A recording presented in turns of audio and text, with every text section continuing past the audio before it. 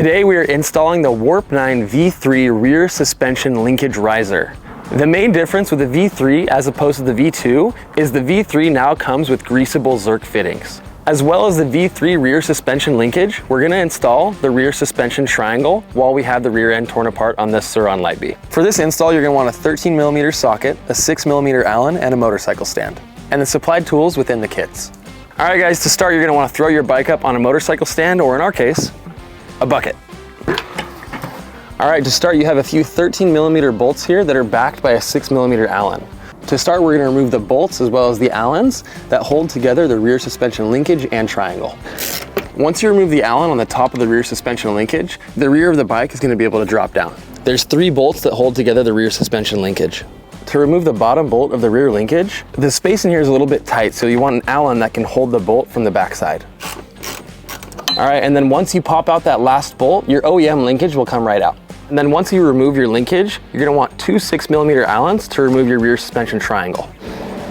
So once you remove the 2 Allens that hold in your rear suspension triangle, you're gonna be able to lift up your suspension and then just pull the OEM triangle right out. We are going to replace all of the bolts and bushings we just took out with the Warp 9 titanium rear suspension bolt and bushing kit. This titanium hardware looks significantly better than stock. Your kit will come with new bolts and bushings for where you just took out that Allen. Your new hardware will completely replace the setup that comes with a separated Allen and bushing. And now we're gonna throw our new V2 rear suspension triangle right in.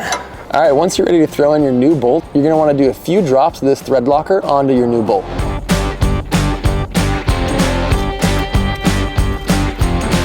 Now that we have our rear suspension triangle back in, we're gonna move on to putting in our new linkage. All right, now we're gonna put our linkage back in, and then we're gonna start by bolting on the bottom of the shock. From here, keep replacing your OEM bolts through the linkage and then tighten them up from each side. You're gonna move from bottom to top, from the bottom of the shock to the swing arm, and then up to the rear suspension triangle. For the last bolt to the top of the rear suspension linkage, you're either gonna wanna prop your wheel up or have someone help you lift it up so the top of the rear suspension reaches your rear suspension triangle. Nice, that looks sick. All right, and then finish up by putting your bolt on the top of the linkage and then tighten that one up.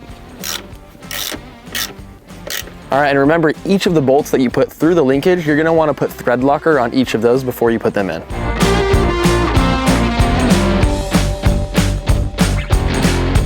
All right guys, now that you have your new rear suspension linkage riser as well as your rear suspension triangle, make sure to go through and tighten each one of those bolts to finish up the job. One thing you're gonna wanna note with your new Warp 9 suspension setup is not only does it look better, but your bike is also gonna function better. Anyways, a pretty straightforward and simple install. Thank you for watching and keep watching for more.